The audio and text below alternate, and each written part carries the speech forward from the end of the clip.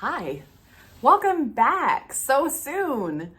My name is Trisha. This is my YouTube channel, 3 All Threads, where I talk about cross stitch and quilting and other fibery arty things that I'm into. And today I'm going to share with you some quilting that I have been working on. At the beginning of this year, I'm sorry, my cat is being a little silly. At the beginning of this year, Electric Bee Quilting channel, I can see her face and her name, Rachel. Her name, Rachel.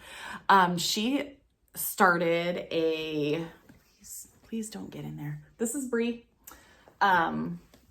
She started a sew-along for the 100 Modern Quilt Box by Tula Pink. And she is using her stash of Tula Pink fabrics to create her blocks. And she is actually doing a quilt for her and a quilt for her husband. And her husband's quilt has different fabrics that I'm not familiar with.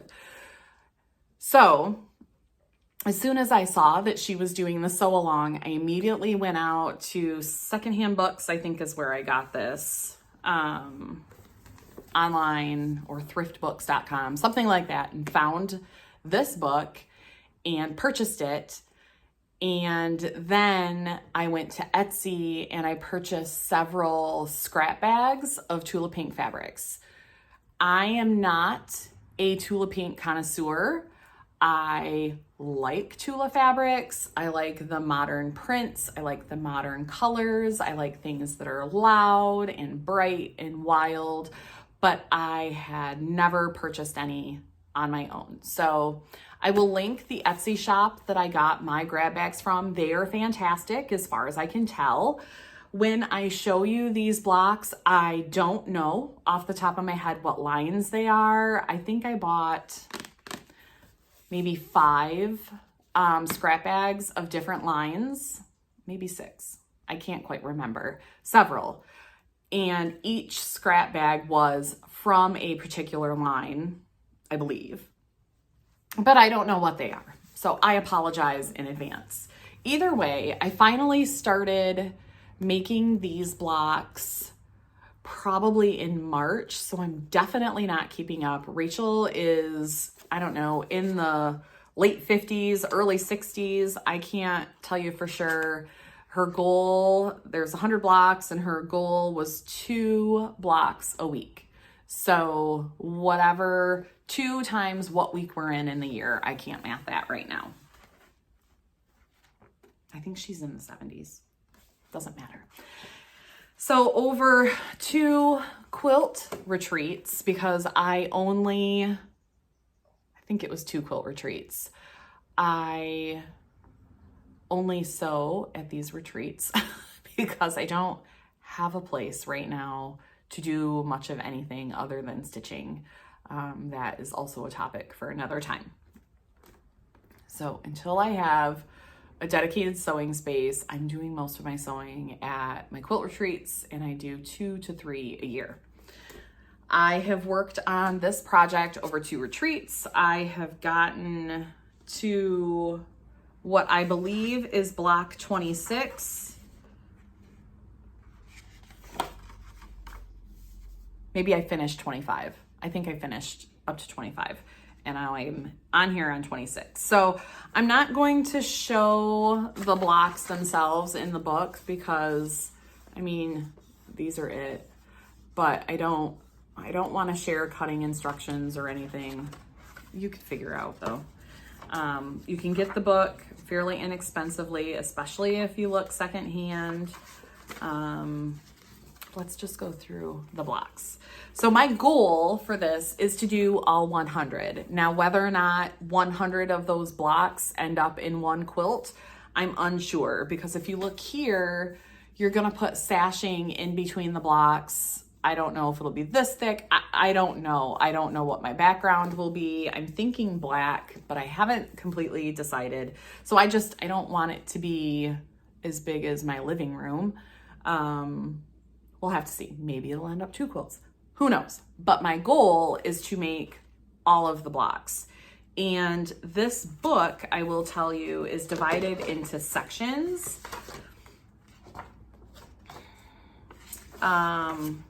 Each block will measure 6.5 inches unfinished and 6 inches finished. So they are not large. 6-inch blocks are small to me. It's like half the size that I usually work with. And the blocks are all in categories, and the categories are crosses, rectangles, and I'm in the rectangle section right now. I finished the crosses. I'm in the rectangle section. Triangles, which I'm not looking forward to. I'm not looking forward to those. And then stripes, squares, and haiku. And I don't know what haiku means. Maybe it's, I don't know what it means. Different stripes, squares, and triangles. I don't know. Let me tell you. 86.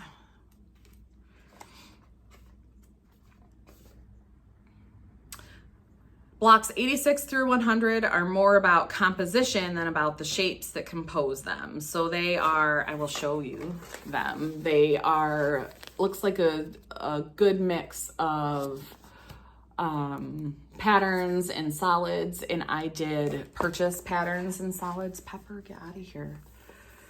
When I bought my scrap bags that were all patterns, and then I bought a fat quarter bundle of solids to work within them. So this all feels very weird. Let's just get to my blocks. I should have 25 blocks. I'm not gonna count them though. You'll have to tell me. I'm storing the whole project in this bag. My friend brought me home this bag as a gift from, I think, AQS in Houston. The Maria Victoria looks to be the designer. And, oh, my little wood tag got a little busted. This says I can't read it. Handcrafted with love in Mexico. So this is where I keep all of my fabrics and the book and the completed squares. And you can kind of see that's what we're working with. Here are my blocks in no particular order. I don't know which one is block 1 and which one is block 2. I couldn't tell you. As a reminder, I don't know what these fabric lines are. Oh, I'm so sorry, but I don't. I think this was the last one I made at the retreat though. So we've got cute little hedgehog. He's a hedgehog, and you can see his little, it's like dandelion leaves on his back that make up his body. So cute. This is one. Some of them are indeed very loud, but I feel like I didn't make one that I didn't enjoy. Like, they don't have to be matchy-matchy. They need to be adjacent. There are a couple that I was like, oh, I wish that would be a little bit different, but sometimes you get what you get. So cute. I don't think this could be the Alice in Wonderland one, but it also could be like the Beast one. I'm not sure. It's just his little mouth. See, like, I wish I had cut that out, but also I don't want to waste a lot of fabrics. I love this one. He's so cute. That was some good fussy cutting. Once in a while, I get it right. I like this one too. He's beautiful. I was thankful that some of the blocks gave you a very large piece to cut so that you could get some of these larger prints in there.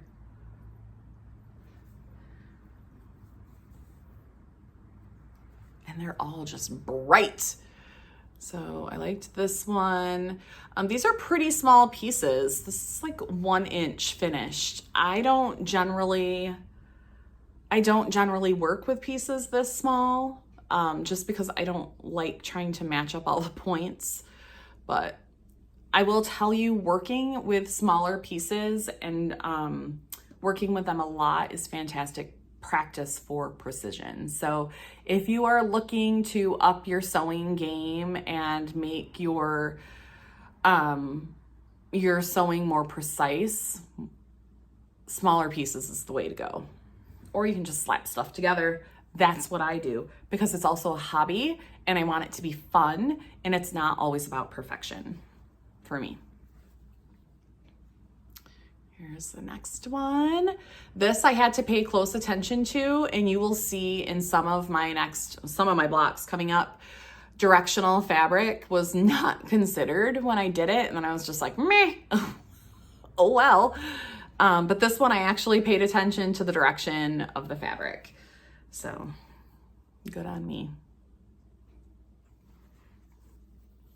Oops. This was definitely one of the crosses, and also they have threads on them. I've used this fabric in a few of these blocks because I like it. It has lots of colors. This one I also paid attention to the directional fabric. Get some of those little furs off. Look at the little kitty. So cute. Some of these too. So in the book, the block construction tells you to cut out each one of these pieces individually. And I said, that's silly. I almost said dumb. It's not dumb. You do it how you want. But if you are a quilter and you have done strip piecing, that's the way to do this. So I actually strip pieced these. And remembering that there's a 1/4 inch on each side that will be worked into the seam allowance. That's why these, well, first of all, the pressing is a little weird, but that's why these look a little bit bigger, because eventually something will be against there. And I think that's a 1/2 inch finished. And also my pressing could be better. What are you gonna do? It's fun. I don't need it to be perfect. Here's this one. This is probably one of my tops, one of my faves. So cute. I only wish that this was a pug and not a Frenchie, because I have a pug. I have had 3 total. So pugs are a thing. But he's close. He's close to a pug. He's got that face. And these little things are so cute. So I fussy cut this and put it together. I'm very proud of that.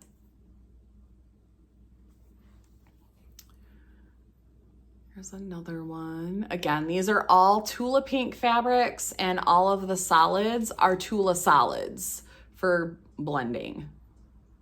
And I got them all on Etsy. Pulling off threads. They're a little shreddy. So here's this. This one, I was really kind of impressed with myself. I must have been doing a really good job with my precision, like pinning, because all of my corners, all of my points are pretty solid. And that's not something that I normally pay attention to. But it worked out. This is one of them where I did not pay attention to all of the direction, and so they aren't great. And I don't know which way it goes, but like in a perfect world, how this one looks right side up, this one should be turned, that one is okay, and this one should be turned. But I didn't pay attention to that when I put it together. It was one of the first ones I did. And that's how it stays, because once it's in an entire quilt with 99 other blocks, or whatever amount I put in, I don't think anybody's gonna notice. And if they do, they shouldn't be looking that close, am I right? This is another favorite. This was one of the first ones that I did too. That deer is fantastic. He fussy cutted beautifully. This fabric has like a cheetah on it. You can see like a little bit of its body right here and right here. But with the teeny tiny pieces, it just kind of blends in. So I love that one. This one also was fun. The dinosaurs. This is actually a bottom border. It's like the bottom of the yard is almost like a dinosaur panel type thing. And so I just fussy cut these dinosaurs out. And then this is a space. It's like a dinosaur space theme. I don't know. I think it's from the Roar, R-O-A-R, Roar line. I love that one. I think that's the only one I've used dinosaurs in so far. The ladybugs, I did pay attention to my direction, so I was very proud of that. I will mention in the book, she does sketch. I'll just show you. This is not one that I've done, but I'll just cover up some of the cutting instructions. So she has, these are sketched, and she does have some of her fabric prints sketched, but you don't have to use these, but some of them I did. So this is 3 different fabrics. 2 are patterns. So this is a pattern. This is a different pattern. This is like a low volume pattern. These are blendable solids. And then this is the one that she put together, but you don't have to do that. So some of them, it's like I followed loosely, but not everything. Because it's my quilt. This is one that I did not pay attention to this directional fabric. So you can see this is wrong. It's not wrong. It's just going a different way. So this is going a different way and this is going a different way, but it's fine. It's fine. This is another one that I fussy cut with this little bunny. Dayglow bunny, he's hilarious. I don't like all the little threads.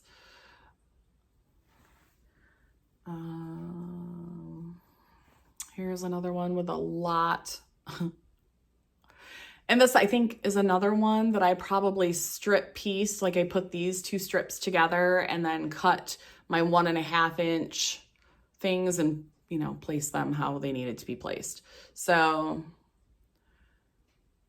if you are inexperienced, I hardly call myself experienced, but I have been quilting for a while. I've been quilt piecing for a while. So if you know a better way to do the work, use what you know. This makes me laugh because Rachel, when she does her electric beef Flosstube videos or sewing videos, she has a lot of this. I think it's called like geode or minerals maybe is the line, and it is. Anyway, she has a lot of this. I think it's like her favorite. So that is that. Sorry for the shakes. Here. Also some directional fabrics that I actually paid attention to. I did get better as I went on.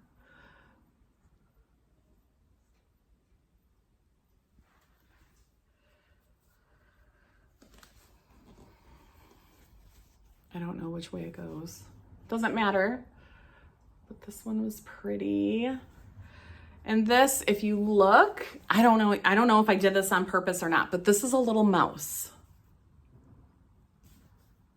He's cute. I don't know if I cut him out like that on purpose or not. I don't remember. And this is the last one. So I am excited to keep going on this eventually. It is now the end of September. I do not have another quilt retreat scheduled until like June of next year with my core quilting group. We do 3-year spring, summer, and fall, and the spring retreat is always during Nashville Needlework Market. So last year I chose to go on the quilt retreat instead of market. In 2026, I'm not going to make that choice. I'm going to market unless something crazy happens. So I won't get dedicated time until I get dedicated space here at home or I go to another retreat, which is kind of a bummer, but it is what it is. We'll get there. I'm currently working on a space in the basement, my office, and she needs a lot of work. And I actually told my husband that I would like to make a video series on us renovating that room, and he is on board. I just need to make sure that when he works on it, when I'm not around, which will likely happen quite a bit, he knows how to set up his camera so that he can film himself while he's doing it. So I don't always have to be here. We will see. That will be some type of extra eventually, hopefully before the end of the year, because my goal is to have that space done before the end of the year. Thank you for indulging me while I shared with you some of my quilting that I have done. I have done some sewing in the past couple years that I have not shown. So I'll probably, I'll get there and I'll just show some other things that I've worked on because I like to share my hobbies. Thank you for being here. And if you have any questions, leave them below. Again, I will link my sources on Etsy for all of my fabrics, and I'll see you in the next video. Take care, guys.